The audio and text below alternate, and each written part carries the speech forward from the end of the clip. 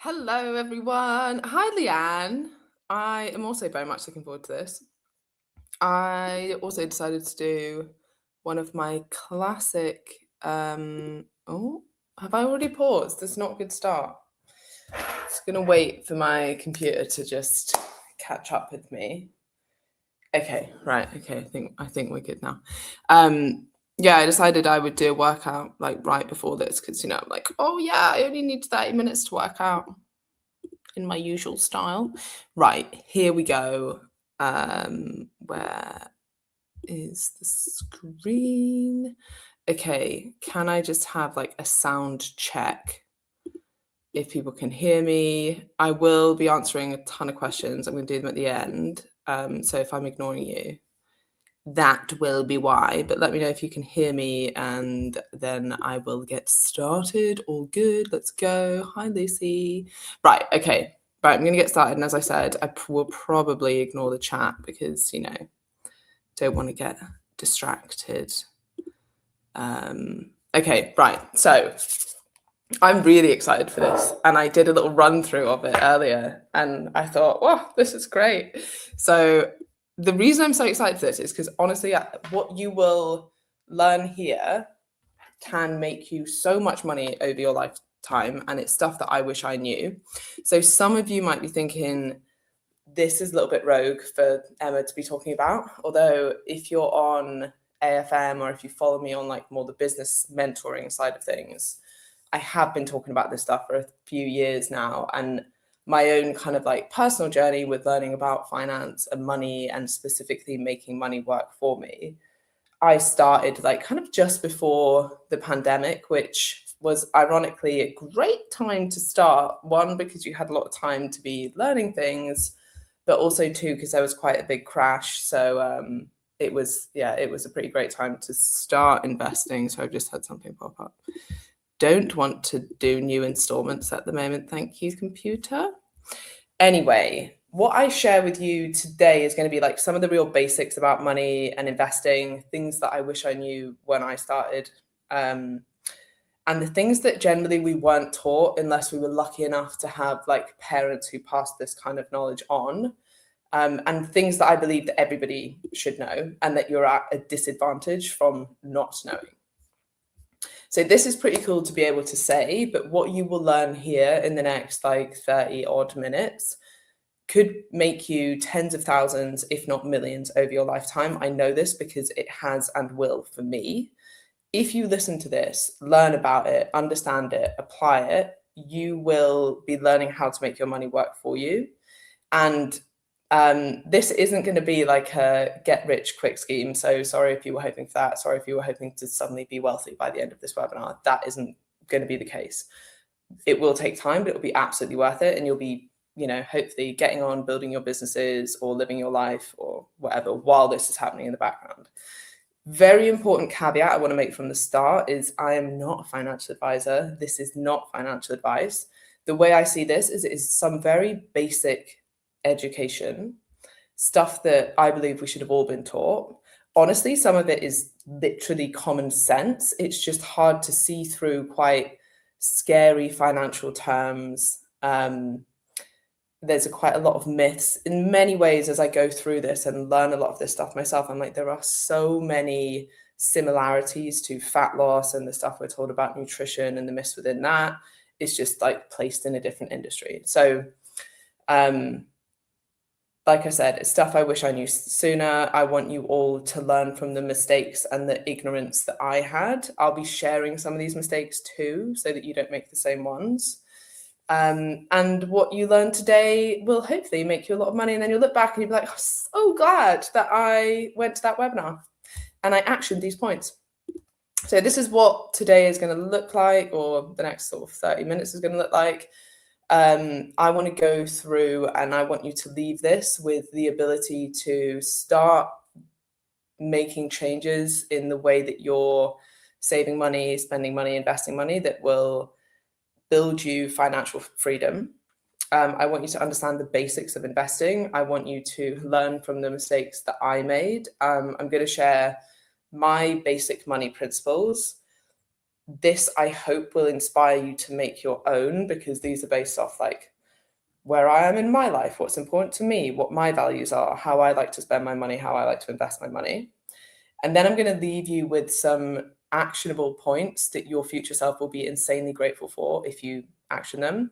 And finally, there'll be a Q&A at the end. So any questions that you have as we go through, just fire them in the chat and I will come to them at the end. Okay, so first point I want to make is that not understanding about money is probably costing you a fortune. It's kind of like this ignorance tax that silently builds up because you can't see it or quantify it, and you can't then see what you're missing out on. And my aim in this webinar is to allow you to either start investing or open up your mind to learning more, either with me or with the book suggestions that I have or with somebody else. This is literally going to be the tip of the iceberg. I highly recommend that you go away and you learn more and you read more and you ask more questions. One of the questions that I asked when people signed up for this was like, what's your investment knowledge? And there are some people here who are already investing. I think you'll still learn quite a lot from this. There are people who are kind of like middle ground, not really sure, but maybe have an ISA or something. And then there are people who are like, I know absolutely nothing. So depending on where you are, like take some action points after this. But you can also shoot me a message with any questions that you have. Okay, this was a big clicking point for me. You will have to manage your money for the rest of your life. And thus, investing some time and effort and potentially money in learning how to do this is an absolute no-brainer, right? And I think the same about looking after yourself, about learning to exercise, about managing your mind, about communication, about learning to be a good partner. Like, these are all great investments, because if you can get those things right, your life is going to be a hell of a lot better. So firstly, well done for being here, because you're making the first and arguably the most important financial investment, which is learning about money. That will give you, and has given me, the highest ROI, which means return on investment. By the way, there will be no jargon in this. If there's anything that you don't understand, then please comment. There are no stupid questions. One thing that I think really stops people from investing is that it sounds scary. It sounds complex. Some of the terms people use, like, you might not understand. And there is a whole industry kind of built around making it seem more complicated than it needs to be. That's what I'm pushing back against. And that's what I hope you'll get from this. As I said, there's many similarities with fat loss, right? There's kind of a whole industry built around telling you different stories about fat loss, making you think you've missed out on something. So their special 7-day shred or supplement or something is what you're missing. Most people just need to do the basics right. And the basics are actually quite simple. And I will probably say this numerous times during this presentation, but your investment should be boring. And one of the problems is when people try to overcomplicate this, or like get more excited about it, or do fancy things, right? Much like with your diet and exercise, it actually is quite simple things that you need to stick to. When you try to overcomplicate that, when you try to perfect it, when you add in this, that, and the other, like, actually that's often when things go wrong. So as I said, my approach to this is very similar to my approach to coaching. I do simple, basic principles, apply them well, commit to them long term, and then I get on with just like living my life. So I've built this very simple 3-part framework. It's make money, keep money, and then make that money work for you. So the first one, and I don't want to turn people off right from the start, but I'm also, much like with the fat loss side of things, I'm not going to bullshit you here. You cannot really out-optimize lack of income. And yes, it is definitely still worth investing, even if you don't have very much money at the moment. Everything is relative. But if you're here and you're like, I really want to build financial freedom, then it's not really helpful for me to tell you that your income doesn't matter and that all you need to do is stop drinking coffee and like save a couple of quid a day. It might be nice to hear in the moment, and it's still worth doing, but it's kind of like teaching people that calories don't really matter. Like, it might be nice to hear, but it's not going to help you get the results that you want. So everything that you learn about investing is applicable relative to your income anyway. But if you really want to build financial freedom, then one of the best things you can do, which many people choose to avoid talking about because it is somewhat uncomfortable, is make more money, right? It's exactly what we help business owners do on AFM. So if you do have that as a goal, then book a call with me after. I would love to see if we can help you. If you don't own a business, and you should be looking at other ways that you can increase your income, right? So it might be like investing in yourself to upskill. It might be some kind of CPD. It might be looking at your career path. It might be looking at a side hustle or whatever that might be. So it doesn't really matter exactly what that is for you, and it'll probably look different depending on where you are and what your job is or what your business looks like. But if you can't action any of that immediately, the rest of this is still important. I just feel like this is something that a lot of people miss out, probably because it kind of hurts to hear, but often the painful reality is what leads people to the most growth. So I thought it would be like not my style to miss it out on this element. Like, it is actually quite important. In my opinion, the best way to truly build financial freedom is to build a business that makes money and then make that money work for you by investing, right? Obviously, I'm biased because that's exactly what I do. But in my opinion, that's the best way to do it. So the first one is make money. The second part of this is that it's really important to consider absolute versus relative income, right? This is kind of like the energy balance of your finances. So you could have more money earning only £50,000 a year than earning £100,000 a year, depending on what your expenses are. So it's all about the balance of the two. As an example of this, I had significantly more money, like, after paying for my expenses, when I was earning about £30,000 a year as a personal trainer in Dundee versus £60,000 to £65,000 a year when I worked as a personal trainer in London, because my expenses were so much higher. And then many people experience like lifestyle creep. So even though they're doing better off in terms of income, actually what they're taking home and what they're able to invest, if they're even investing, is still lower. Which leads me to my next point, which is it's not just about making more money, it's actually about keeping more money. And this isn't about deprivation, right? This is just about spending intentionally. And values-based spending means spending money on the things that are most important to you, not the things that you don't really care about, but you feel like you should buy because society tells you you should, or you want to impress other people. In my opinion, it's better to have an old car and people think that you're not as well off than to have a brand new BMW on finance that's actually putting you in debt. Most people will spend money on things that they don't really care about in order to impress others. Sometimes they don't even realize that they're doing it. So quite a good question to call yourself out on when you're making these kind of decisions is like, do I actually want this? Or do I just want other people to know that I have it? Like, do I really want the fancy car? Or do I just want people to think that I can afford a fancy car? And really the crux of this is learning to live below your means and spending intentionally on the things that actually matter to you. And then also cutting back intentionally on the things that don't really matter to you and starting to question your spending habits and thinking about the opportunity cost of them, right? So a really good example of this, what I think it is, right, is to have a look at what you're spending on shitty supplements, right? So I'm not going to tell you to cut out coffee every day if you love coffee every day. If you just get it because everyone else goes to Starbucks and you're not really fussed for it, and then you end up just spending £4 a day on coffee that you don't want, absolutely cut that out. But if it brings you joy, then keep spending on coffee, but do look at other areas of your life. So an example here is I've added up the supplements that I get asked about the most that I don't think are worth the money. So we have Simprove, we have bone broth, we have meal replacement shakes, green powders, collagen powder, electrolytes.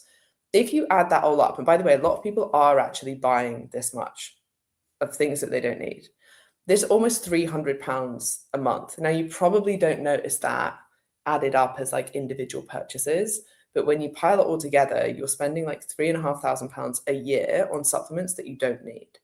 And this is even before accounting for what else you could be doing with that money, right? So if, for example, you had invested that money every month in the S&P 500, then you'd have an extra £150 on top of that £3,575 a year that you spent on supplements. And then if you continued that behavior, continued that habit of investing that instead of spending it on supplements, you would have over £54,000 over a 10-year period, which is a huge, like, life-changing financial freedom type level of money, just from things that, like, actually you're just spending in ways that aren't actually getting you outcomes that you want. And then the third level, which is really what this whole workshop is about, is making money work for you. So in other words, investing that money. This is quite a sad statistic, but only about 28% of women hold any investments at all, compared to about 51% of men.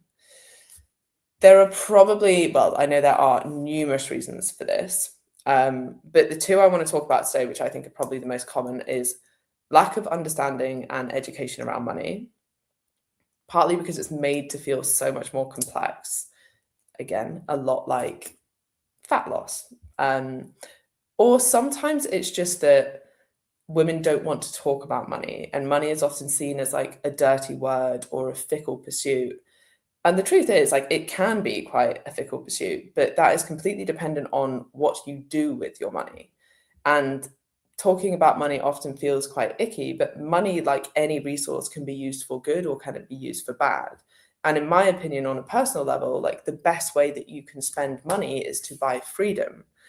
And this is what gives you choice. And I think that this is especially important for women because it gives them the choice to, like, leave relationships they don't want to be in, leave abusive relationships. I mean, that's also true for men, to be fair, but it is usually more likely that what we've just seen from the statistics here is that the women tend not to be as financially stable, tend not to be as financially literate, tend not to invest.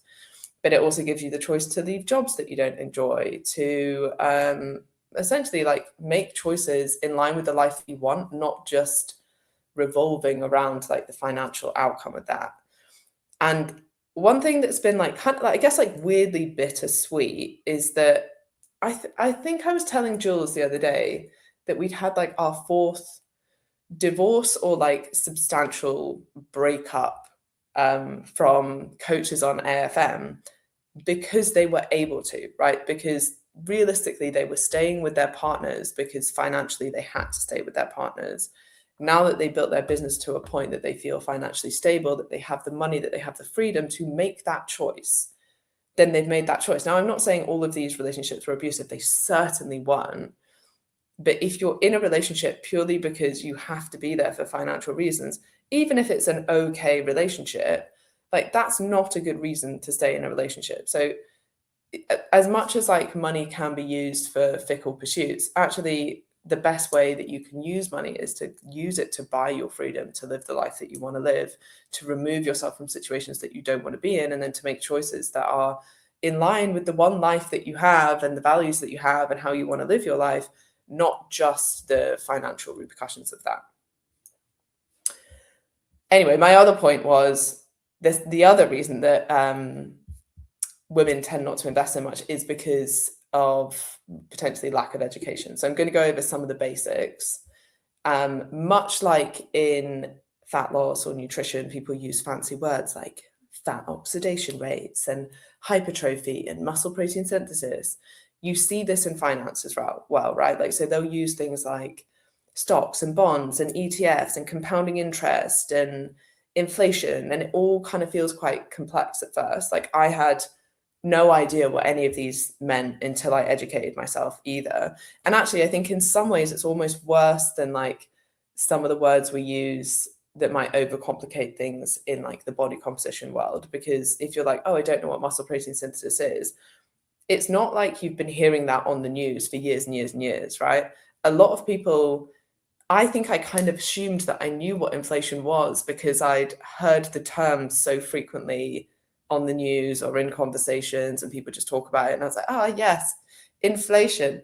But I had actually no actual understanding of what that word meant. And I think that's a harder thing to kind of accept. So anyway, a lot of this, the complexity is actually really in the packaging, and the ideas are very simple. I'm not going to spend long here because you can literally just ask ChatGPT for basic definitions of these. But a stock is a piece of a company. If the value of that company goes up, then if you've bought a stock, then the value of that stock will go up. So if you then sold that stock, you will have made money. Vice versa is true if the value of that stock goes down. So you're kind of betting on that business doing well. Bonds, you are essentially lending money, usually to a government, and then they promise to pay you a percentage. You would tend to get a lower return, but less risk than buying stocks. ETFs, you will probably hear people talk about quite a lot.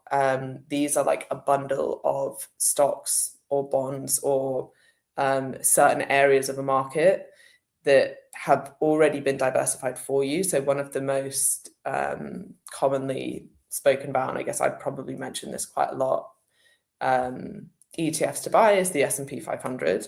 So this is the 500 biggest companies in America, and it will allow you to just buy one thing and invest in all of them, and it diversifies that for you. And as some companies, fall off that index, it'll be replaced by other companies. So you're not ever having to pick stocks. So say one of those 500 companies went bust, for example, or like dropped off that index, it rejigs is the best term. It basically reallocates for you.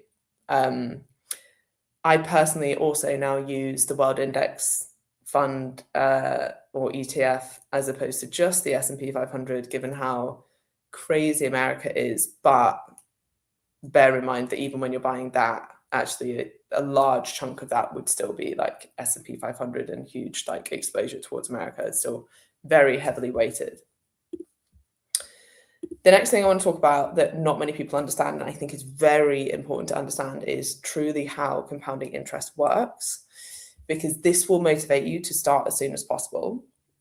We usually assume that things are linear, like you see in the first graph.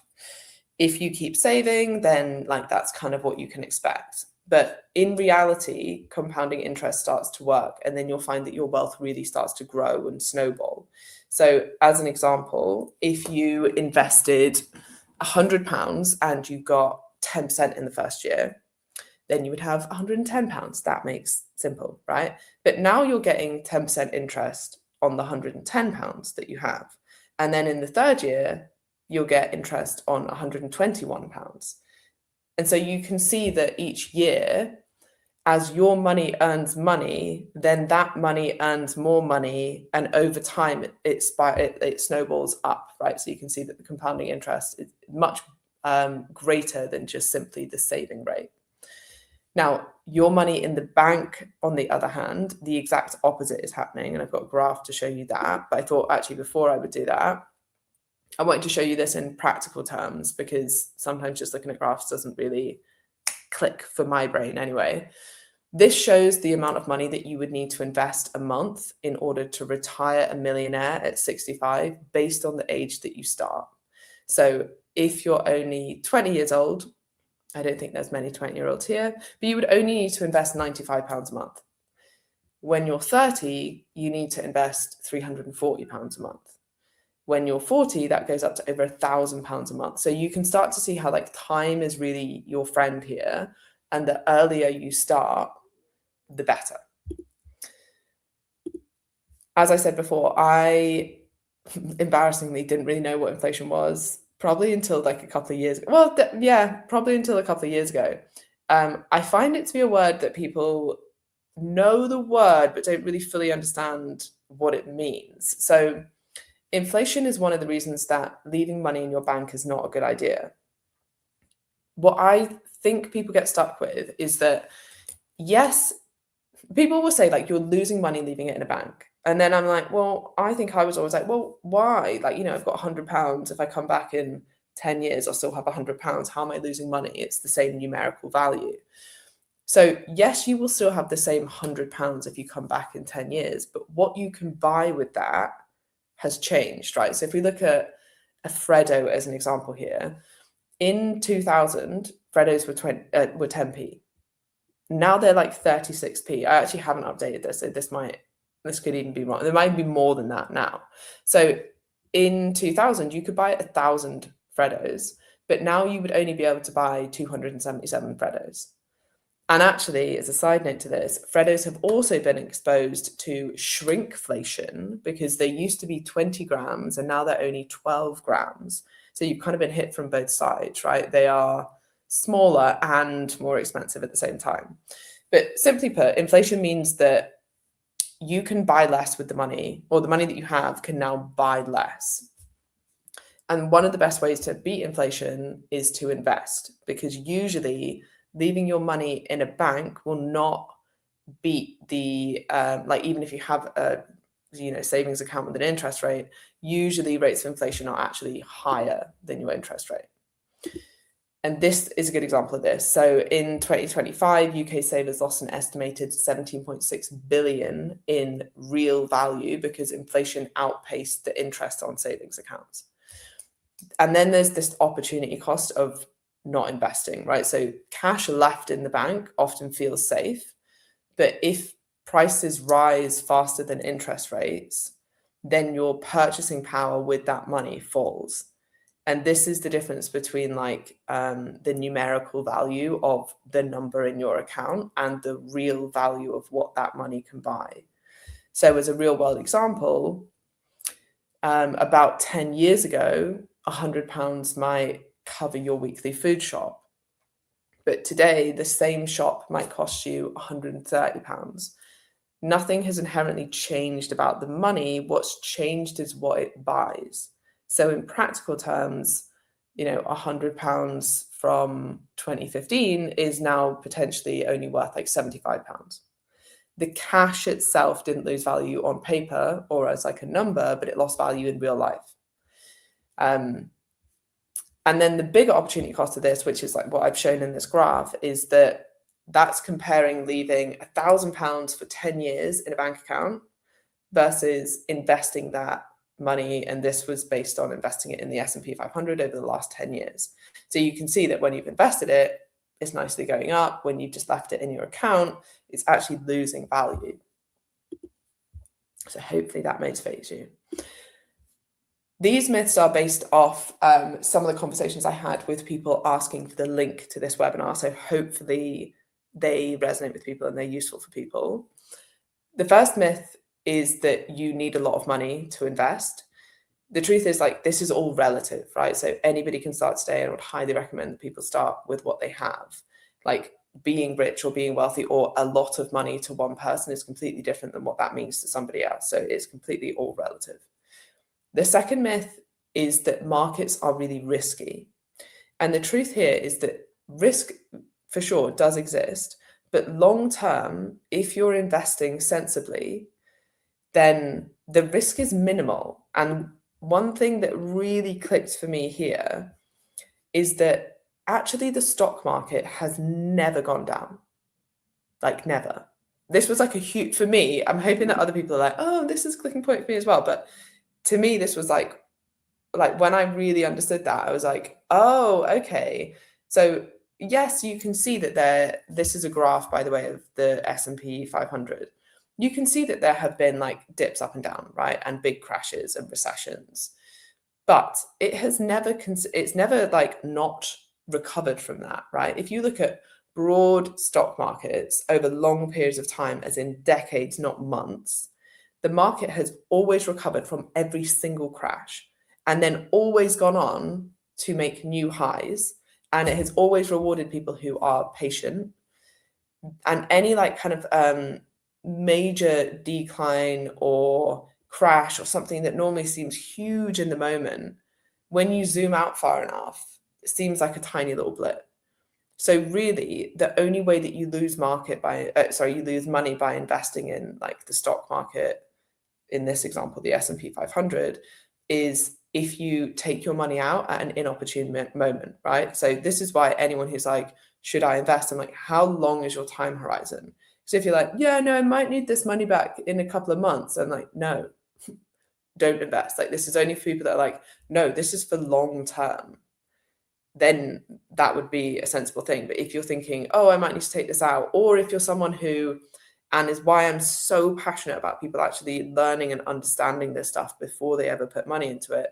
If you're someone who's going to see the stock market crash and be like, oh my God, I should take my money out in case it keeps going down, do not invest. Like, you need to have that level of understanding first. Otherwise, you do risk panic selling, and that's when people do lose their money. Or if people try and time the market, which a lot of people do because they think that they know what's going to happen or they're somehow clever, like, you're not. You're definitely not. You're not clever enough to time the market. Nobody is. Don't even try. I would highly recommend just setting up something that goes in monthly without you having to think about it, or what I have, which goes in daily or weekly. Other myths is that it's gambling. To this, I'd say like trading might be trying to time the market. To me, is gambling. I would never do that. Everything that I do is like long term. And then the myth I want to go into a little bit is that you need an advisor. And the truth is actually that you should spend some time educating yourself and learning to do the basics right, so that you then don't have to give away a percentage on your returns. So usually an advisor will take about 1%, which might not seem like a lot of money, but over the course of your life, it ends up being a huge amount of money. Like, often, even on kind of like relatively low level investment, it ends up being like £250,000 over the course of your life that they're taking in fees. And often they don't even outperform like the S&P 500 that you could have just very easily invested in yourself. This is a quote I love, and also a book that I highly recommend. It says, by the time that you know enough to choose a good advisor, you know enough to manage your money yourself. And it kind of relates back to what I was saying at the start, that this is something you will have to do for the rest of your life. And thus, it's very much worth taking some time to learn how to do it, rather than outsourcing that to somebody else and kind of burying your head in the sand. This is a really good book to read as well. It keeps things pretty simple. But I'm a huge advocate of investing a little time and effort and money into learning, and then never having to give away your returns, which is exactly why I've created a 21-day course to teach you enough to do it yourself. If you are interested, I will tell you a little bit more at the end, but I'm going to go on to my money principles. I thought that this would be useful to share, and hopefully it will inspire you to come up with your own. So the first one is to spend in line with my values, not to impress others. I know I don't care about designer clothes or fancy cars. I'd rather invest well and then buy my freedom. The second one is memories and experiences last longer than things. This is just a reminder to me to spend more on these things as opposed to physical things. I have unlimited spend on CPD, education, and self-development because they have been the best investments that I've ever made. I always try to reinvest into businesses. If it helps business, I try to see that as well. I do see that as an investment and not a cost. And actually distinguishing between those two things in your head is very important. All money should be working is something that I try and tell myself. So as an example of this, tax money that is waiting to be sent to HMRC will be in a quote unquote high interest savings account, probably only about 3.5% at the moment, but is still doing something. I don't look at my investments often, if ever.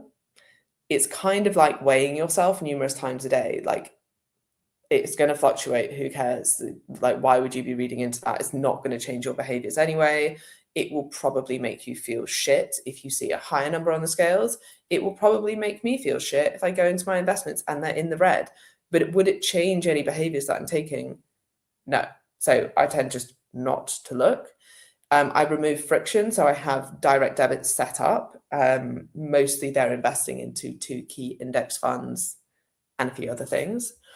The thing to think about as well, I remind myself of, is if something is a high reward, then it normally comes at high price, right? So if I'm going to get a high percentage on this investment, it normally means it's relatively high risk.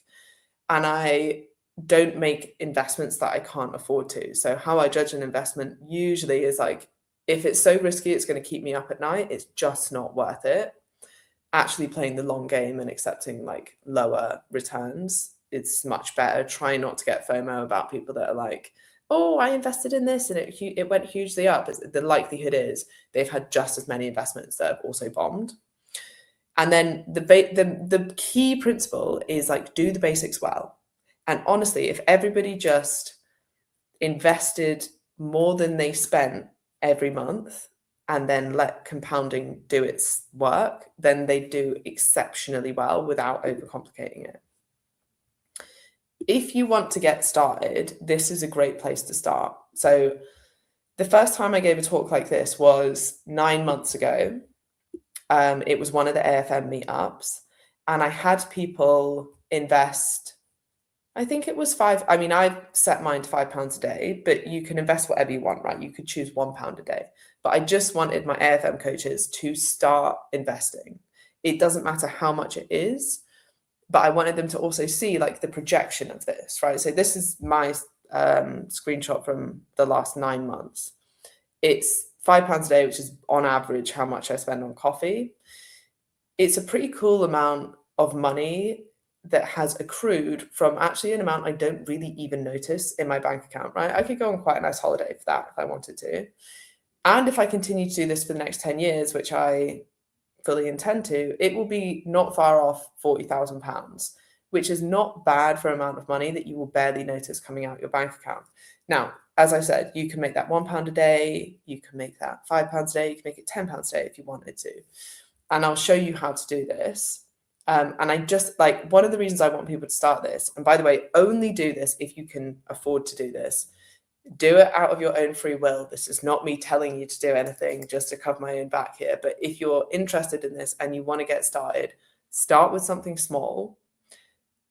Set this up. I can show you how to set this up so it goes out every single day.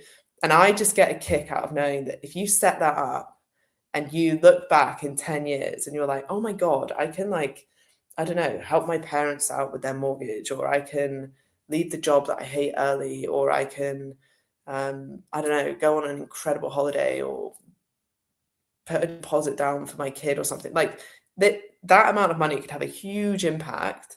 And it's just this like tiny thing that you can be doing every day. And hopefully you'll look back and be like, oh, thanks, Emma. So if in 10 years you do this and you do that, like send me a message in 10 years and be like, hey, thanks for that. As I said, this is totally optional.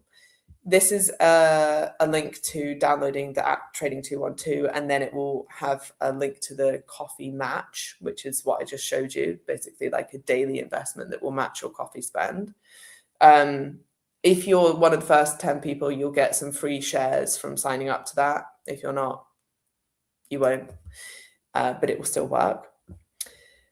And then finally, as I mentioned earlier, step 1 is to make more money, is to increase your income. So if you run a business and you want my help, you can use this link to book in a call and I will see if I can help you build your business.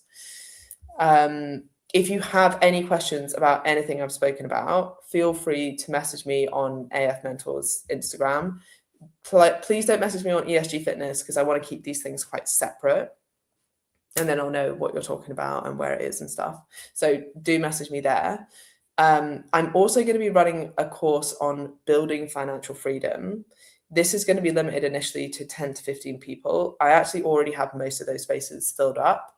But if you do want to know more, you can shoot me a message after this and I will send you over the details. But really, I didn't want to do any selling on this. Like, my aim for this is that you take some action off the back of it, that you've learned something, that you've been somewhat inspired to start investing. And that's all I really wanted from this webinar. So hopefully that's what you got from this. And I will go through all of your questions now. So if you have any others, then fire away. Rich life building, yes, they had the choice to leave the relationship they didn't want to be in because financially they could. Yeah. how do you know if it's a legit investment? What do you mean by this? So like, I mean, all of these, so like the Trading 212 app, for example, is FCA regulated. Yeah, I'd have a think about like, give me more context. But if you're concerned about whether it's a legit investment, I would, be doing a bit of due diligence. Great question. What's the difference between accumulating and distributing? So basically, if you're distributing, it means that you will be getting, oh my God, the term's gone out my head now. Someone put it in the, but it basically means you're taking profits out. Whereas if it's accumulating, they're just getting reinvested. Dividends. I don't even think that's the right term. But anyway, what you would want to do if you're investing long term is always go for the accumulating. I don't actually know if Trading 212 is only available for UK residents, but dividend was the right term. Thank you, Lydia. I don't know if it's only for UK residents, but I assume that there's a version for wherever you are or very similar. And to this question about the accumulating versus distributing, one thing that can get really complicated, and actually I think they've done quite well on Trading 212, but there are other platforms. By the way, it is the easiest time ever to invest right now. Like, people have made it so much easier than it used to be. I would say even like 5 years ago, it was way more complicated. Most people had to invest using a platform called Interactive Brokers, which you still have to use if you're investing business money. And I have to use for my pension, unfortunately. It is unbelievably complicated. Like, I thought I was like vaguely clued up on this stuff. I'm like, it's really complicated to know like which fund to be investing in, which is the right thing. Yeah. But now it is a hell of a lot easier. So really, you have no excuses.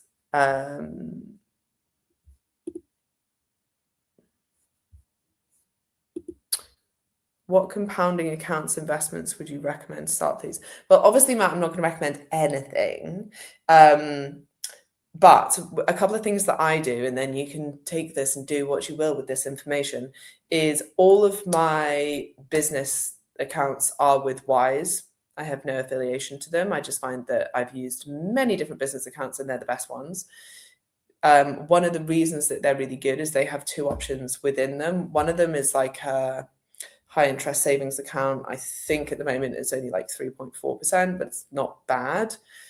And then the other is you can invest via your business in the World Index Tracker, which is quite nice to do as well. So you've got those two options, but that's what I do within my business. But I mean, the real thing is like, what's your time horizon? Because if you were like, oh, I've got business money, maybe I just put it in the World Index Fund. And then you're like, oh, whoopsie, I've got to pay my tax bill. And then you have to take it out when there's a dip. Like, I definitely wouldn't be doing that. So I leave all like my tax money or anything I'm going to need short term in the savings, because then they can just come in and out as needed. And then anything long term that I can commit to. But when I say long term, I mean like 5 to 10 years. I have no intention of taking that money out. But Wise is really good, in my opinion. And if you want a free £50, shoot me a message after and I will send you a link, and you can open a Wise account through that link, and then you will get £50, and so will I. So there you go.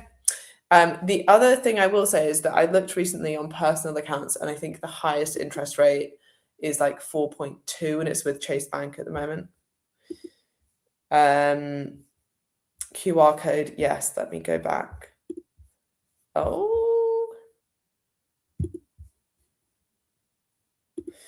by the way, this code wasn't working for a few people. So if it doesn't work, let me know and I will just shoot me a message. I'll send you it afterwards.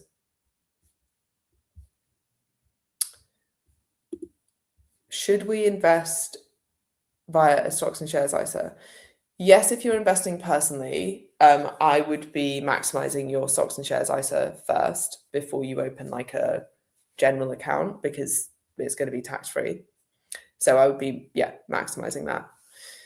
And you can do that on Trading 212 as well. Thanks, Emma. This is really helpful. I'm in the USA. Do you know any equivalent apps I can use here? Trading 212 isn't available. I don't off the top of my head, but I would just Google it. Sorry, but that's what I'll be doing. Trading 212 didn't recognize my address. Didn't work very well. Yeah, if you have any issues, just message me. If you want to contact me about the 21-day course, just message me on Instagram at AF Mentors, and I can send you some information on that. Does investing go against you when you're trying to get a mortgage? I'm not going to pretend like I know.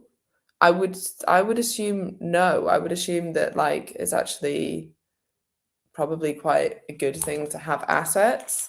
But normally I'm thinking I don't know if Laura's here, who is a mortgage advisor who can help you. And Lucy, that might be someone really great to talk to. But I would imagine I can't imagine it would go against you. What they're really going to look at is, can you afford your mortgage? If anything, it probably look good that you have at least sensible investments. But what they're probably going to be looking at is like, what do you have coming in so that you can pay your mortgage? Can you change the amount you invest if needs be? Yeah, and you can turn it off at any point. There's no like long-term commitment to this. I would just highly recommend that you don't do it unless you want to do it long-term. But you can do £1, and then you might be like, oh, I think maybe I want to do £2. Cool. I think the lowest you can do is £1.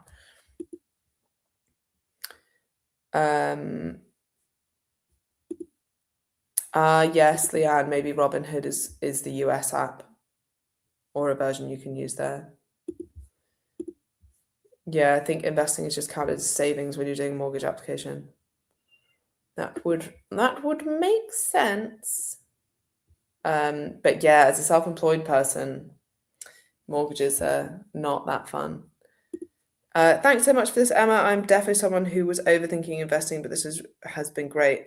Yeah, if anyone has any other questions about just like what they're kind of scared of reinvesting, because really my whole focus on this was just like, even if people start doing the £1 a day, that will be like a little bit of an insight. And I do think that when you have skin in the game, even if it's £1 a day, you start to kind of pay attention, you start to see these things over time, you start to notice the dips, and you start to learn about like, you know, what you could be investing in, or what the difference between a stock is and an ETF is, and what inflation is, and what the differences between things are. And like, I think doing something, taking some kind of action off the back of this is the best thing that you could be doing. What I don't suggest that people do is just randomly like track a load of money before they understand anything. So much about this is like learning. But I think one of the biggest things for me was like realizing that actually the stock market has never gone down. If you have a long-term horizon on this, it makes a hell of a lot of sense. And then setting things up so that it's automated.